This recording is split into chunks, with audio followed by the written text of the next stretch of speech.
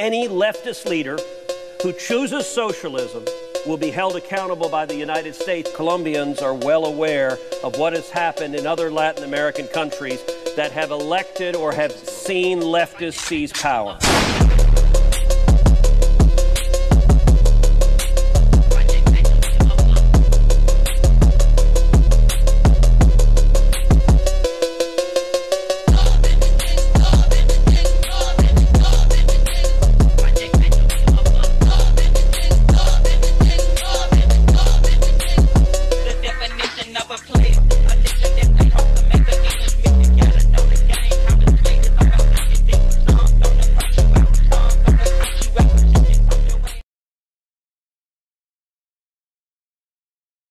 May not be a surprise to you, but I like to talk politics a lot. And one of my favorite things to do is to talk about politics to someone that I'm just beginning to know and not tell them exactly where I stand on the political spectrum. Just tell my ideas. Just say how I think society should work.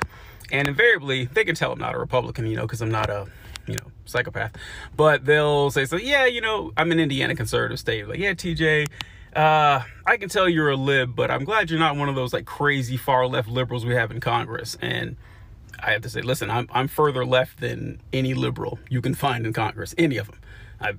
I mean, compared to me, like Nancy Pelosi might as well be Barry Goldwater. I'm way further left than those people. No, you're a sensible lib. You're kind of a moderate, a centrist lib. No, I dropped the bomb. I'm literally a communist. Literally a communist. Not hyperbolically a communist, not exaggeratingly a communist. I'm actually a communist. And what does it say that everything I've been saying all this time kind of makes sense to you and that it doesn't seem insane? What does that say that what people have been saying about communism your entire life? It's pretty fun to do. Do you believe in the necessary violent overthrow of capitalism? That if it's capitalism and you get a reform and you don't change the system, you discover pretty quick that capitalism fights you to prevent you from getting the reform. And if they lose and you get the reform, they don't stop fighting. They try to take it away. And because you've left them in a position of power, they own the enterprises, they grab the wealth, you leave them with the very means to undo the reforms you will have struggled so hard to win. So that the idea, the hope is that the struggle for the reform produces the revolutionary, who recognizes after a while that the revolution is the only way to make those reforms stick, to make them permanent, to not work so hard to get something and then see it all undone.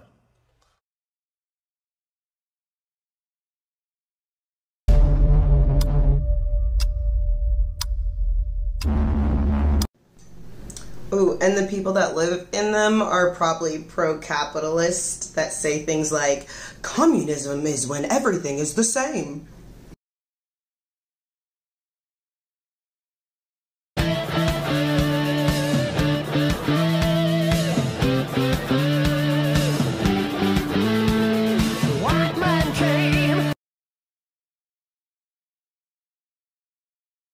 Was Jesus a socialist? The answer is yes. Trademark on that pussy, trademark in my brand new bitch. Yeah, duh, hold up blood, hold up cuz, hold up sis. LLC the Glock, and I LLC my bitch. Pass me the rock, I go crazy on my kids. Had to tell my grandma sit back, relax and shit.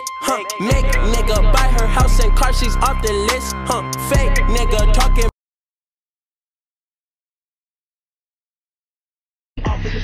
Tell me why I shouldn't throw this drink in your bitch ass face. When I fight.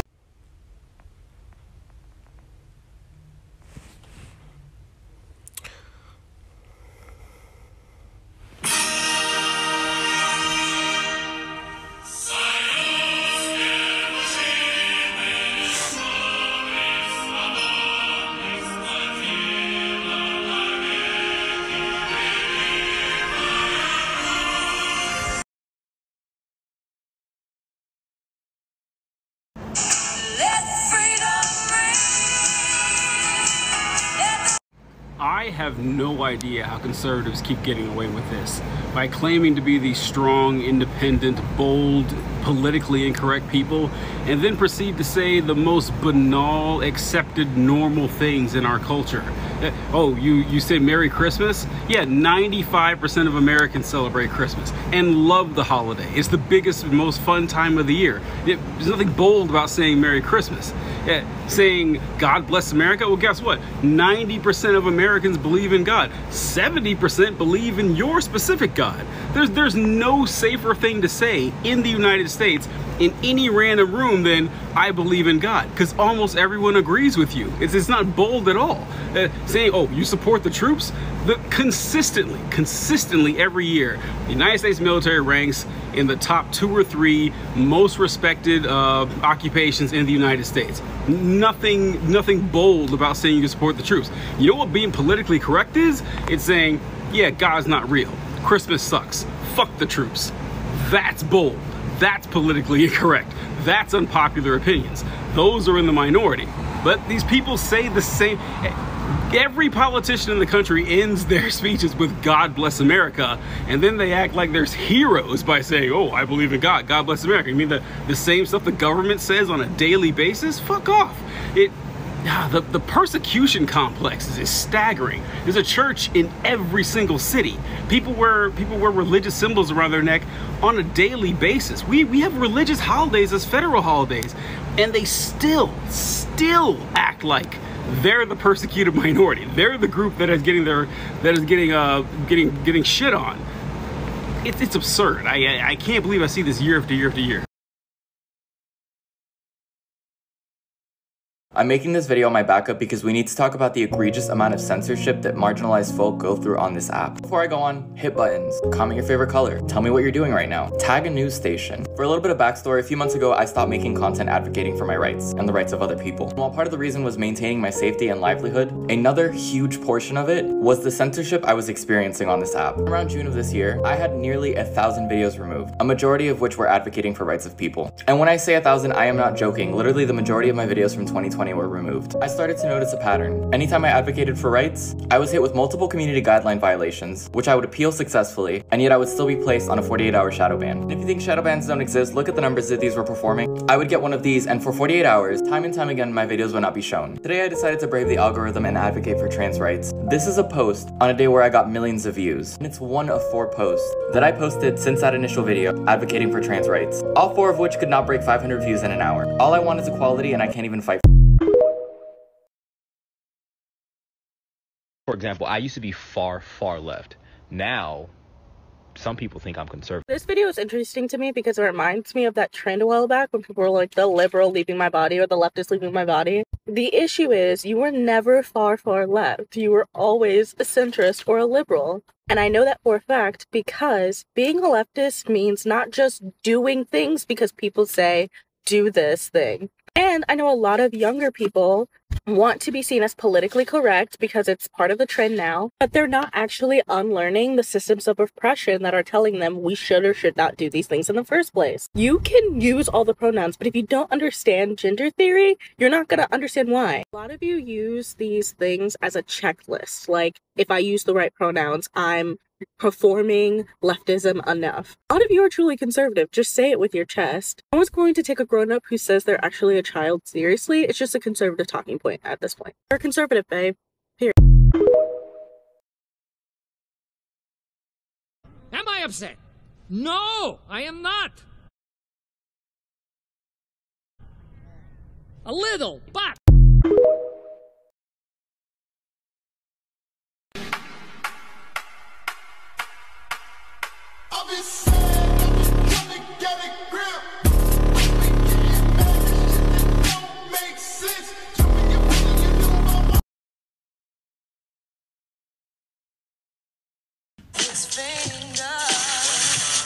dude, what is this? And before anybody says this is none of my business, my wife is a black woman. This is my fucking business.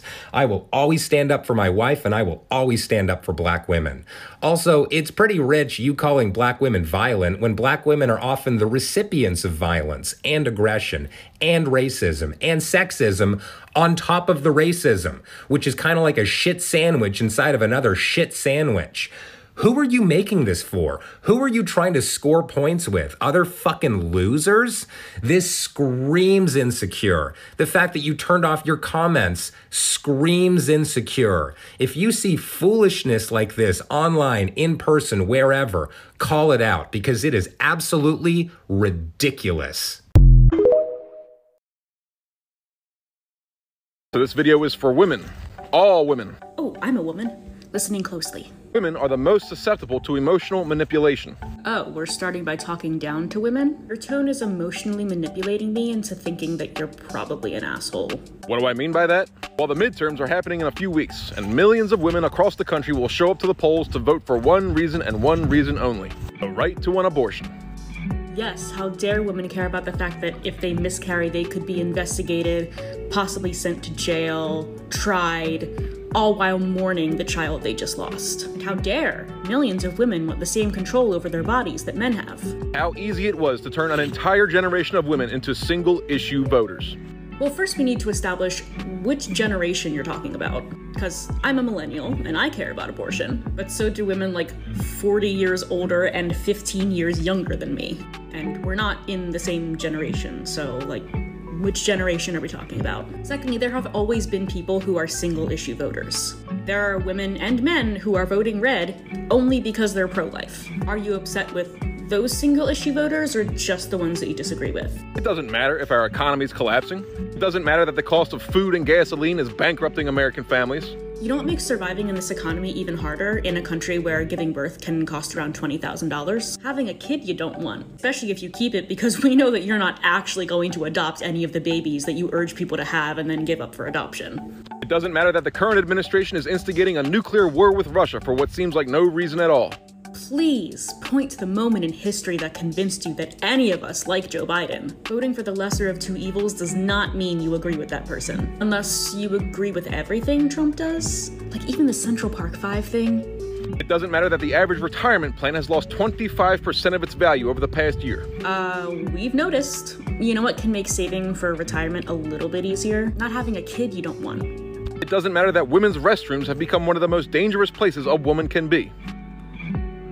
It doesn't matter that we have an open border that will inevitably cause the collapse of our economy and all of Western culture. Well, you'll be happy to hear that many of the women at this open border are being forcibly sterilized. Wait, does that mean you guys don't want more babies? Or is there something about the people who are coming over the border that you don't want them to pass on to future generations? Yeah, I think it rhymes with schmin-schmeller. Doesn't matter that murder rates are way higher, that sexual crime rates are way higher. But I thought people said they were getting rid of all things like violent crime. Let's see how far your party has gotten with that. Oh. And if you're worried about the result of sexual crimes, you should be for abortion. Like, do you care about victims or not? Yep, nothing else matters to these women except that one single issue. Have you talked to these millions of women and asked them, or are you just assuming? Have you ever talked to a woman? The right to destroy the greatest gift you were ever given. My ectopic pregnancy that was conceived despite an IUD and spermicide being used is the greatest gift that was ever given to me. What was great about it? When it exploded inside my body and almost killed me? I'd love to hear. And before you say that doesn't count, the removal of my exploded ectopic pregnancy was logged as an abortion. If you're a college-educated woman, there's a 75% chance that you will vote blue. That is true. I wonder what being more highly educated could have to do with changing your mind. I'm gonna read you a couple sentences from the book 1984. Look, I don't have a problem with 1984. I really enjoyed reading 1984. But when someone pulls out Orwell as an attempt to sound smart, instead of using like actual sources, it tells me that one, they don't care about facts, and two, they haven't read any books since high school. Like, read me a quote from Catch-22 next. Oh, or The Giver. Conveniently, you guys seem to forget all of the lessons you were supposed to have learned from To Kill a Mockingbird. There's a reason that the Democrats and the left come up with very simple slogans and repeat them and repeat them and repeat them. Yeah, because that's how slogans work. And I thought you guys loved simple slogans that you could repeat over and over. Yeah, that's right. Lock her up. Over and over and over and over. Because women, especially on a college campus, just eat that shit up. Because women are the most susceptible to emotional manipulation and propaganda. You're right. A penis keeps you from getting carried away by anything. That's why male leaders have never started any wars, and why they're always so calm when being cross-examined in court. That's why on January 6th, 2020, hordes of left-leaning women left their universities and stormed the Capitol, threatening to hang one of their own if he didn't do exactly what they wanted. Don't you love college memories? I've never much cared for the phrase white privilege. Not because white privilege doesn't exist, it very obviously does, but I find it to be an ineffective term when discussing social and racial issues because it has a negative connotation that automatically turns off anyone who doesn't already know exactly where we're coming from and what we're talking about. You know, people in the United States that are white have it pretty rough on average. It's very difficult out there, and life is a slog, and it's hard. And we know that. We're not discounting that, but that's what they hear. How many times have you had to have the conversation that white privilege doesn't mean your life is easy? It just means that your life isn't any more difficult because you're white. So in my experience, if you are talking with someone who isn't on the political left, who's or whatever, a centrist, or moderate right or whatever, and you ask these people in candid conversation, not online, it's terrible, but a candid conversation, and you ask them, do you think that black people have issues that are specific to them that make their life more challenging than, say, your average white person we're across? Most of them would say yes. Most of them would agree with us on that. There are going to be some people out there that says, no, the real persecuted people, you know, are the majority population. That's not going to be most people. So on the merits of the issue, they actually agree with us, but the framing of the term white privilege makes it seem like their life is easy, even though that's not what you mean to say. That is what they hear. I don't think anyone can deny that. I don't think everyone's being disingenuous when they say that the phrase insults the struggle that they're going through by saying that they have this sort of privilege. So if our goal is to win hearts and minds here, we have to meet people where they are, not where we would like them to be. So, you know, unfortunately, there's no one in charge of lefty outreach or messaging, but I think it's something we got to consider. We got to change some of these phrases that turn people off automatically. Defund the police is another one. I'll do a video on that later. Uh-oh, that sounds like pedophilia. Stop. Please stop scrolling. Your help is urgently needed for Iran. 9 men in Iran have unjustly been sentenced to be unalived. I apologize for using that term. It's just I want the video to stay up. 3 people have already been saved in Iran by saying their names and making a trending hashtag. I know social media can be a place for funny cat videos and dancing and stuff, but it also saves lives. I'm going to read you their names, and we're going to repeat it, and we're not going to let anyone forget them. Mohammad, Samin, Sahel, Mohsen, Saeed, Mohammad, Abolfaz, Manusher, Abbas. These men are innocent. Some of their court dates and sentencings took 10 minutes for them to decide to do this to them. Please continue talking about them. I'm going to put the trending hashtag below in the comments section. But share this video, go on Twitter, share the hashtag, do anything you can do. Thank you so much. Welcome to a new series where I teach you how to pronounce Jewish vernacular you've probably been saying wrong. Schlep, not slep, schlep. Chutzpah. If there's not like 3 pounds of spit coming out of your mouth when you're saying it, you're not saying it right. Punam, not punim, punam. Schmutz, you got a little bit of schmutz on you. Nosh, time to get a little bit of nosh. Okay, I'm hungry, let's get a little bit of nosh, not noosh. Nosh.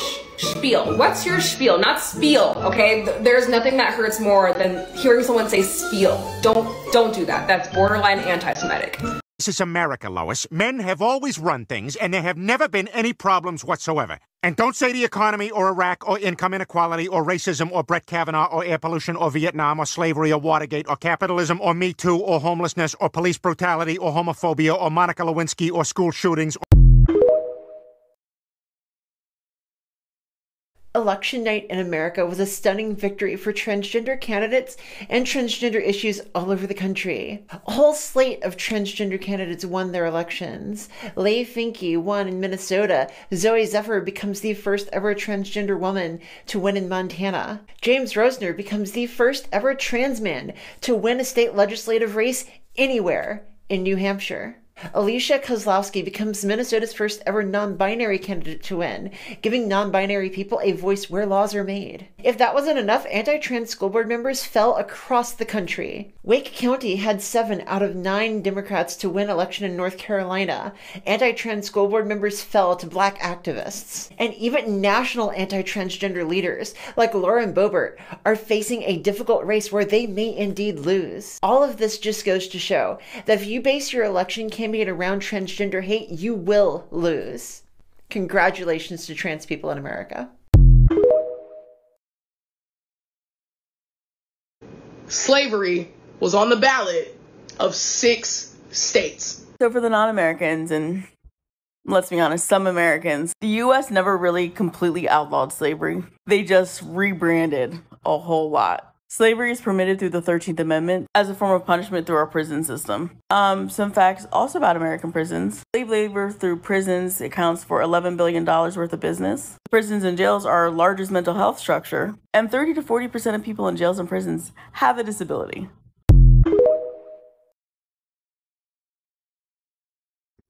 Autism, autism, autism, ADHD.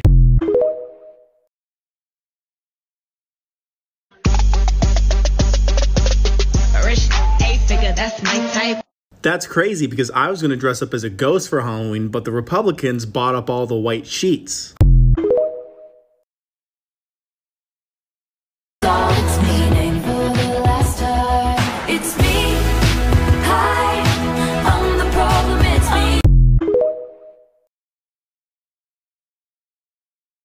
This message goes out to the Supreme Court and anybody else who supports the overturning of ICWA. If you support the overturning of ICWA, you are a colonizer. This is modern day colonization that is right in front of our faces. Do not fail them. Do not be solely responsible for the next genocide of the indigenous people. Don't do it. Do not fail them. You better show up. You better show up.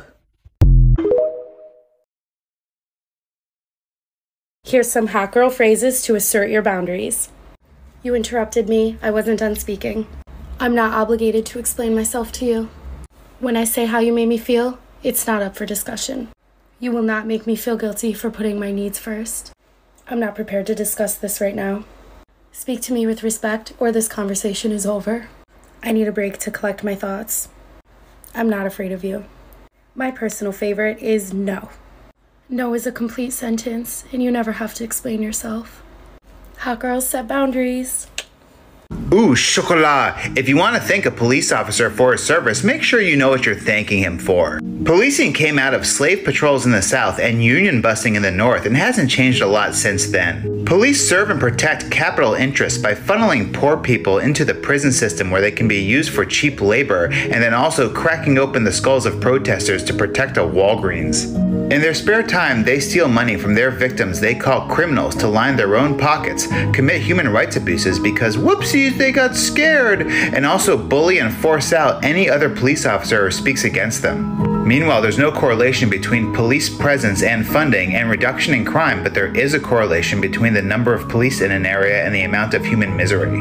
This is because we ignore the crimes that police commit and dismiss their victims. Many methods of defunding police have been shown to be extremely successful in reducing crime around the world, but for now we're gonna have to put up with a bunch of psychopathic, bloodthirsty cowards with guns. What the fuck?